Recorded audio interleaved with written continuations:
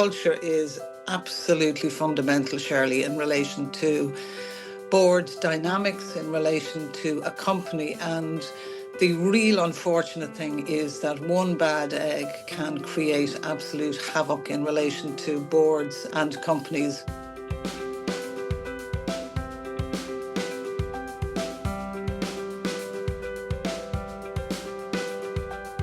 Hello, and you're very welcome to the Leadership Discoveries podcast. And today I'm joined by Sylvia Cronin, a highly experienced chairperson and independent non-executive director with an exceptional leadership career spanning financial services, insurance, governance and regulation. Sylvia also currently holds a number of major board roles, including chairperson of Mercer Global Investments Europe, AIB Life, as well as Senior Independent Director of FBD Insurance and Canada Life. And earlier in her career, as I said, she served in a number of executive senior leadership roles and indeed a senior regulatory leadership role as Director of Insurance Supervision at the Central Bank of Ireland.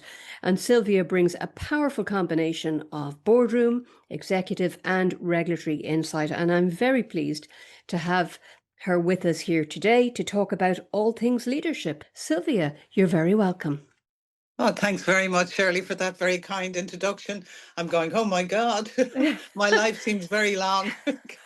Well, I mean, it's you are extremely experienced with a long career, as we say, but a very diverse career as well. And Sylvia, if I'm right, I think you actually started off in this technology space. Is that right?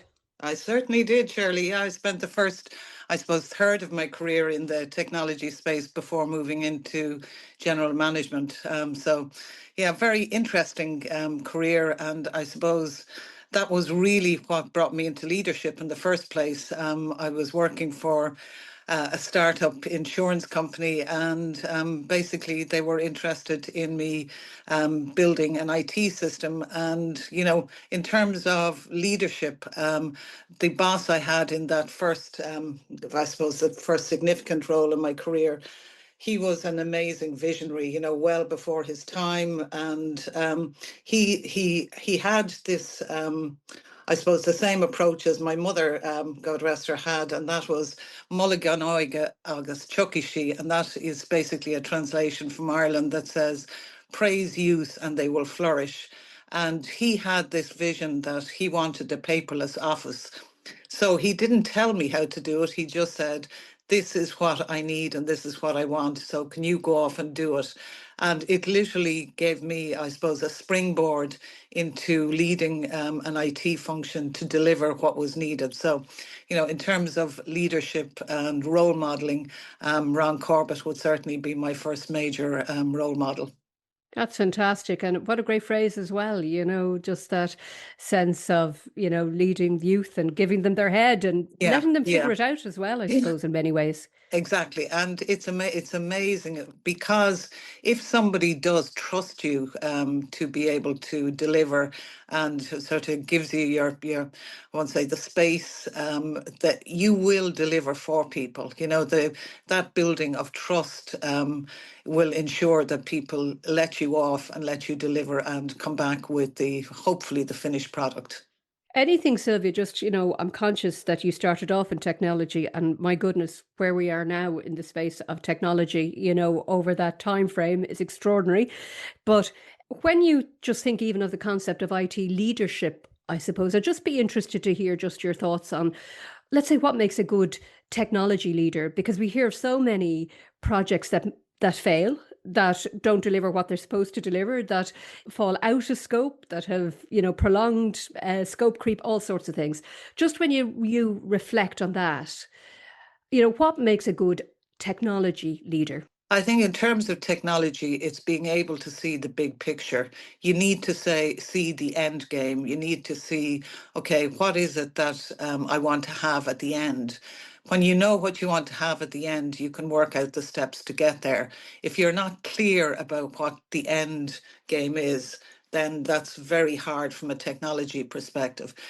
an awful lot of technology leaders they'll look at a project and they'll go, oh yes, you want a bit of this, you want a bit of that, you want a bit of the other, and they try to, as I say, it's a mixed bag of licorice all sorts. So what you have then is something that hasn't delivered what the initial scope was. So having that initial scope, ensuring that you're absolutely single-minded about how to achieve it, and then ensuring that you have the right people. I mean, it's all, no matter whether it's business, IT, every aspect of business, it's about having the right people in the right place with the right capability. And certainly technology, you need to have a curious mind. And a curious mind will ensure that you see around corners and see, okay, what obstacles are I going to encounter in the way? Being very clear about your project planning and ensuring that you do set what I would call deliverables in the short term, because this new method of agile delivery is actually very helpful in terms of ensuring that you do achieve the right outcomes. And that's really, really useful advice there, Sylvia. And I'm conscious that obviously you're playing a leadership role on a number of boards, and I'm sure you encounter technology then from the other side as such. What advice would you give to somebody who may be sitting on a board at the moment, who may not be the techie and their skill set may Yeah, not be in that yeah. domain, where there may be a lot of discussion around, digital, around new systems, around advanced technologies? What advice would you give to someone who's sitting on that board and trying to figure out what do I need to know without being the domain expert, if you know what I mean? What do I need to ask? Yeah, I think that there are many people sitting on boards that would, and they actually wrongly feel inadequate about their IT knowledge. Looking at, literally, there are webinars, there's digital or diligent webinars, there's all the advisors have webinars in relation to, at the moment, I mean, the key areas, AI is the big one. Now, AI is an industry in itself, but at the end of the day, it's all about data and it's all about what you can do with data. So for people sitting on boards, I would say, listen to webinars, ask the people. The IT teams in companies are very interested in talking to board members to educate them in relation to what they're planning or what their project plans or what their initiatives are. So certainly I would say, talk to the experts, go to webinars, read, there's literally, and go to ChatGPT and ask questions. It's certainly the AI assistants now are well versed and well capable of answering any questions you might have in relation to plans. So, there's nobody is, I won't say afraid to answer questions. Nobody is afraid to provide advice or guidance. So my thing would be just ask. I'm really taking from that, Sylvia, the whole piece around curiosity, isn't it? Just be curious. Yeah, be curious. Correct, and it's a skill in relation to so many aspects of my board work. Actually, that I would say demonstrate in terms of board contribution and contribution from board members. The board members that are curious in life tend to be very curious in their board work and tend to ask the right questions, tend to challenge the right areas, and in their support as well, they're curious in relation to asking the executive.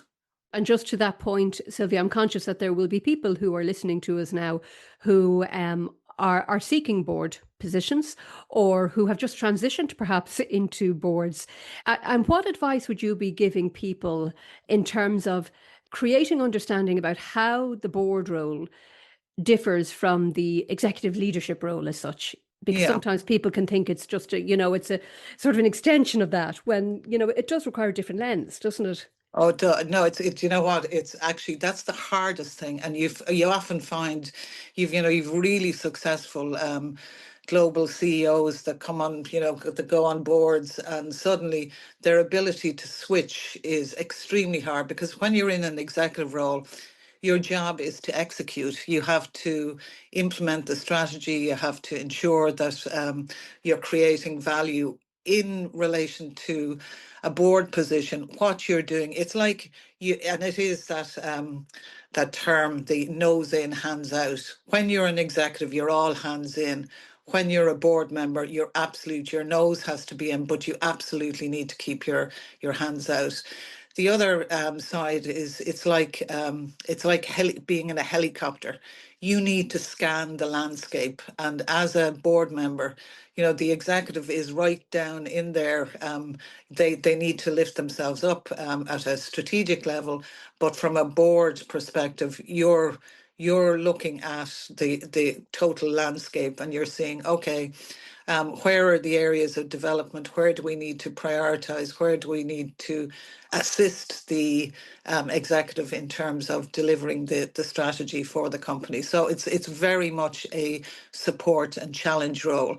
Also, you need to ensure the right people are in place, and you need to focus as a board on succession planning, because that is probably the area that a lot of executive teams, they're focused on existing capability, but they don't focus on the upcoming capability in the pipeline.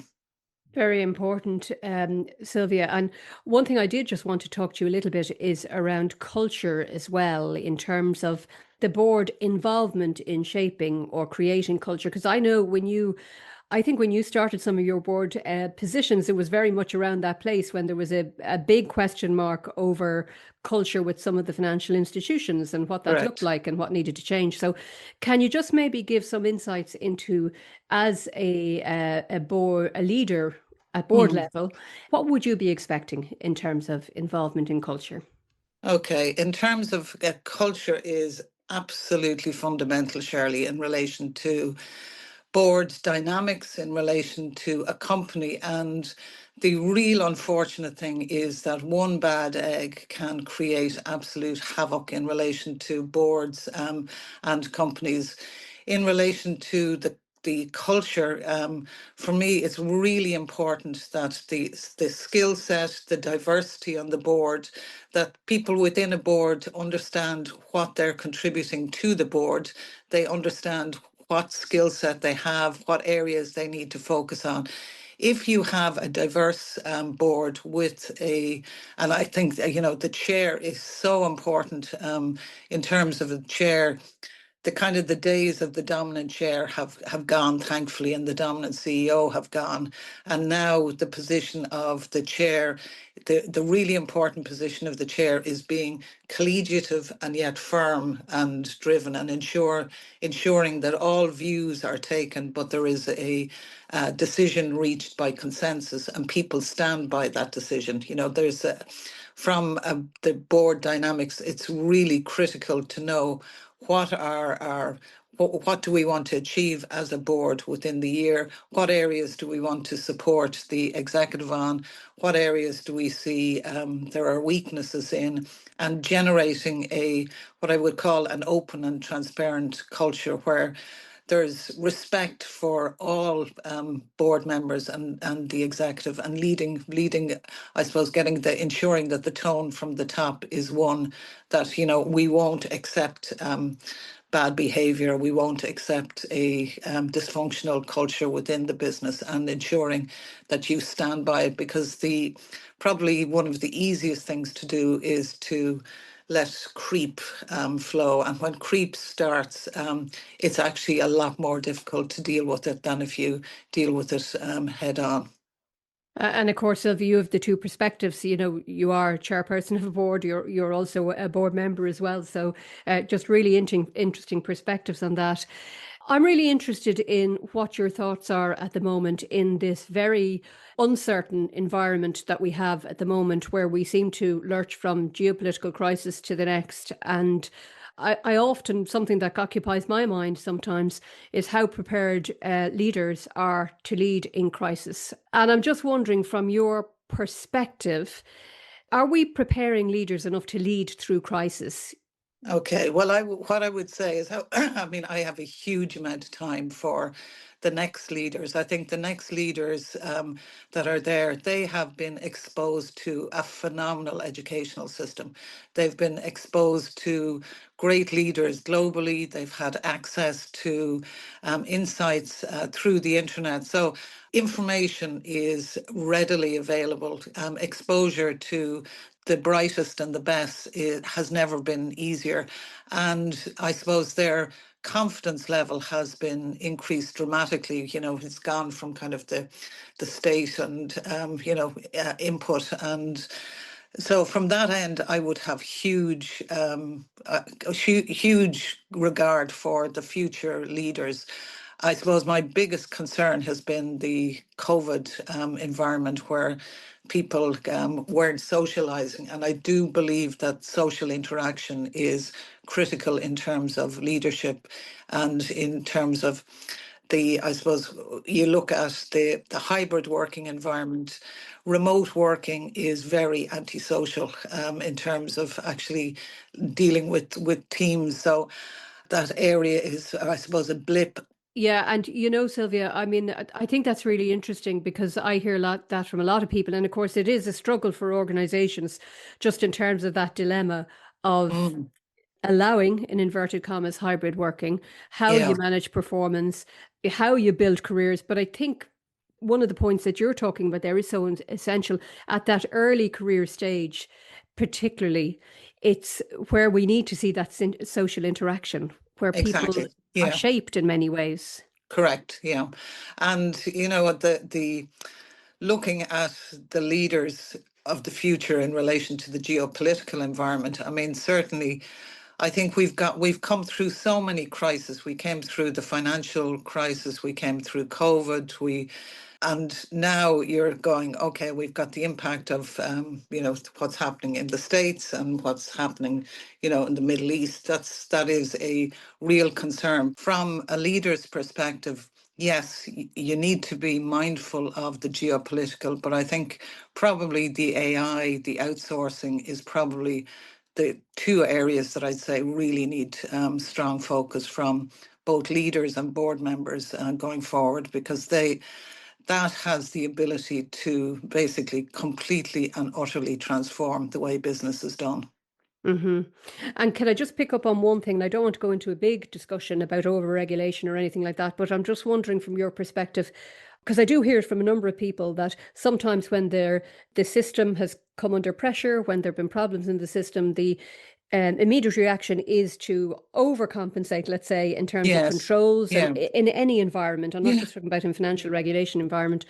Do you think there's a time to start trusting the system? Do you know what I mean? And to start rolling back on things. And is that easy to do once you've put all those controls in place? Can you actually start releasing? Do you know what I mean? Yeah, I mean, we would have seen it after the crisis. There was significant focus, for example, on the regulatory side in terms of putting in controls. That has really assisted the financial system, for example. It's gone to overkill in a number of areas. And now, even if we look at the EU, we're looking at simplification. So there is an understanding, there is a recognition at an EU level and at a global level that, yes, the pendulum has swung probably a little too far in relation to controls. However, that risk averse mindset is just absolutely critical in terms of doing business. So I do think that it's good that we got to where we got to, and now we're bringing it back. And Sylvia, just on that point, when you talk about the EU, I think probably the Draghi report is probably one of the documents that's definitely worth reading if people Yeah, haven't looked at it, because it really does open up the opportunities, I suppose, correct. that exist, across Europe in terms of doing. And in fairness, we're probably seeing some of those things being actioned upon at the moment. Yes, yeah, Can I just talk to you about AI, Sylvia? I know we've touched on it before.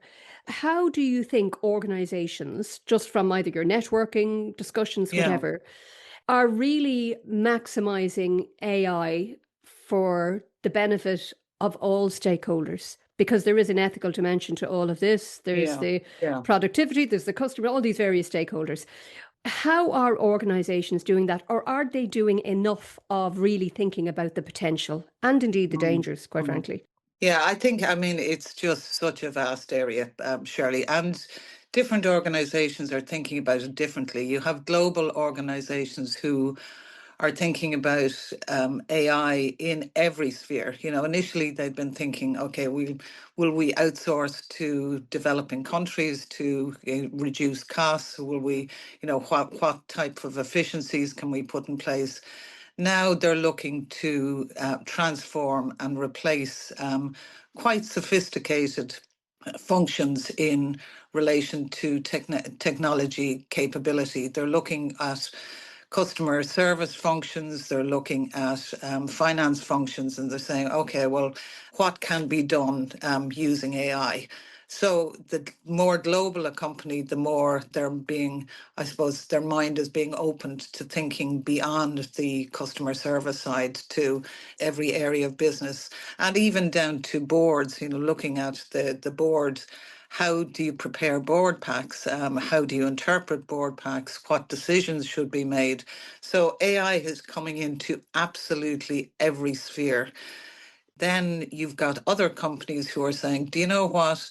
People don't want to deal with robots. They don't want to deal with, I suppose, automated responses. What they want is they want the human in the loop.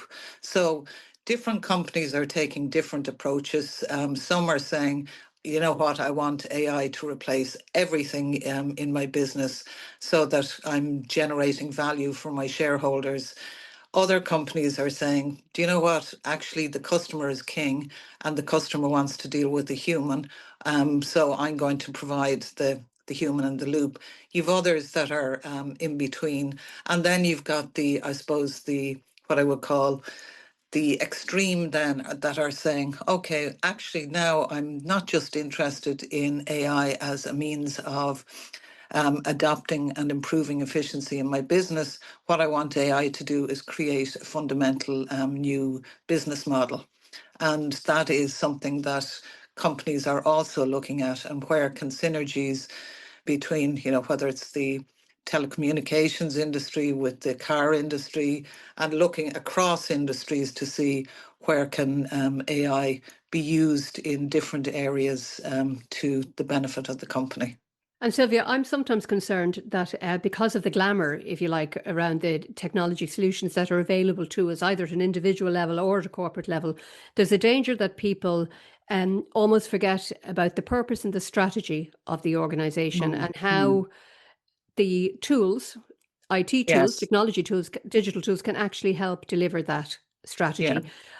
Do you see at all people doing what I'm suggesting perhaps is jumping to the glamour, to the solution, rather than just stepping back and saying, whoa, hang on a second, what are we actually trying to do here? No, absolutely. And that is, I suppose, that's where board members are really important, Shirley, in terms of, you can have an executive team that have their hands in all the time, and suddenly they're wowed by this, this super duper solution that they think is going to add value.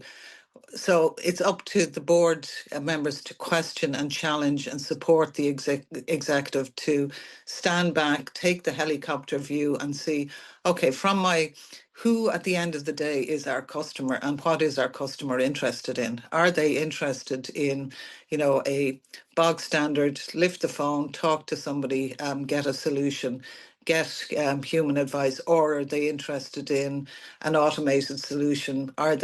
What you tend to see is the younger cohorts much more interested in an AI solution than a more mature cohort of people. So you need to be mindful of life stages, you need to be mindful of different solutions, and also people's maturity, because a lot of people, the idea of AI just completely turns them off. They think about fraud, they think about cyber, they think about, that they're going to lose everything. So you've got to be very, very careful, Shirley, in relation to proposed solutions. Yeah, and that's a phrase I hear quite a lot, actually. The with care piece when we're Yes. looking at actually introducing solutions. Something you said there leads me on to a question when you were talking about the different diversity of thought, let's say, in relation to technology between the different generations.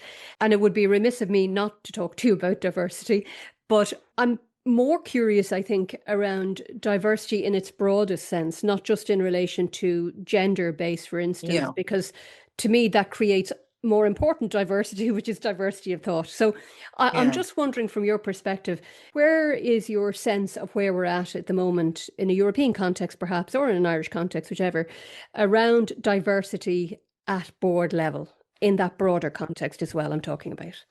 Yeah, I think we've come a huge way, Shirley, in relation to gender. Now, just in relation to other areas, I think diversity of thought is something that I'm particularly focused on. And that is the diversity of thought tends to be skill based. So, if you've somebody who's an engineer or somebody who is an architect versus somebody whose skill set is accounting or actuarial or marketing, or so that diversity of skill set, that leads to diversity of thought, because you think a different way if you're an engineer to if you're an accountant. You think a different way if you're a HR professional than if you're a marketeer. So that for me is really important in terms of having that, because it generates different critical thinking, it's different judgment is generated. Also, in terms of ethnicity, there certainly is, with different ethnic groups, a different approach. And I think even if we look at Ireland at the moment and we look at the changing demographics in Ireland, we need to represent the population that we have, and that representation needs to flow through into boards, which that isn't happening as yet. What's happening, which is very encouraging, is that there's an international aspect being included in boards, which means that the demographic from an international perspective is being represented in the boards, because we either don't have or we haven't as yet created that space for Irish based non executives to flourish. Yeah, that's some really important points there, Sylvia. And, clearly we are some way in terms of that, the diversity on boards around race. Yeah. And I think we're still some way away from diversity in boards in terms of skill sets, because my own sense, and interested in your thoughts, is there is still a bias towards the traditional professions on Yeah. boards. And you don't see an awful lot of either adverts Correct. Yeah. for different skill sets. So what's happening there, do you think? What's the reluctance? I think what the issue, Shirley, really is the size. We're small. We're a small country. Our boards are small. For a board, if we take a typical financial board or even a non-financial board, you still have to have your annual set of accounts. So there needs to be an accountant, somebody on the board that has financial expertise to be able to review the accounts and set. Then on if take it's a banking board or an insurance board, you need to have somebody who's got experience working, general experience of an insurance company or a bank.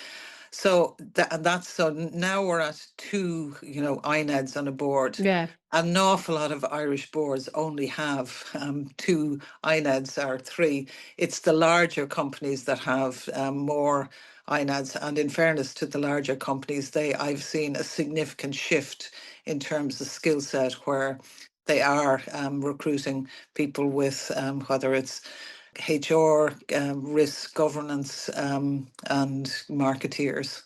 Yeah, no, very interesting, Sylvia. I just want to kind of bring us towards the end of this conversation back to you a little bit. And you've had many different roles in different organizations. No doubt you've taken some risks in terms of moving from organizations. Yeah. And I'm just wondering about that piece around moving, through your career into different organizations as such. And there will probably again be people listening to this who are thinking about, I have an offer from another organization. What am I going to do? Do I stay? Do I go? What advice would you be giving to people like that? Okay, my advice is go with the flow, Shirley. And I know that sounds kind of pat, but it really is important to get diversity in your career. You do get stale when you've been in a particular role in a particular place for a very long time. Within an organization, move within an organization if you're very happy within the organization. But it's really, for me, it's the 7 year itch. You absolutely have to move after 7 years. The other area is, in companies they typically have what I would call a 3 to 6 year cycle where, the strategy is developed and executed within 3 years, then it's refreshed within another 3 years. Then the CEO tends to refresh within a number of years. There's certainly a period of tenure for a CEO. When a new CEO comes in, they want to bring in their own team. They want to nurture their own team. So, my advice to people is always, go out there, grab opportunities. Don't hang around with either negative people or in an environment where you think, oh, it wasn't like that in the old days, or with the last executive team we didn't do this. You either go with it, put yourself full into a new environment, or find something else. There's plenty of opportunities out there once you have the courage, because it takes courage the first time, but actually after that, it's very easy to do it. Great, Sylvia. So be brave and take ownership. I'm hearing from Exactly. you there. Correct. Yeah, absolutely. Yeah. Yeah. Yeah. Sylvia, it's been an absolute pleasure to talk to you here today. And thank you so much for joining me. It's really been great. And of course, we could talk probably for another hour, but we're busy women and we don't have time to do that. Sylvia, Exactly. thank you very much indeed. Thank you so much, Shirley. I hope you enjoyed today's conversation. And I know for me, every conversation leaves me with something new to think about. So that you don't miss any of these episodes, you can subscribe to the Leadership Discoveries podcast. Do connect with me on LinkedIn or visit shirleykavanagh.com for more resources to help you reflect and support you in your own leadership journey. Until next time.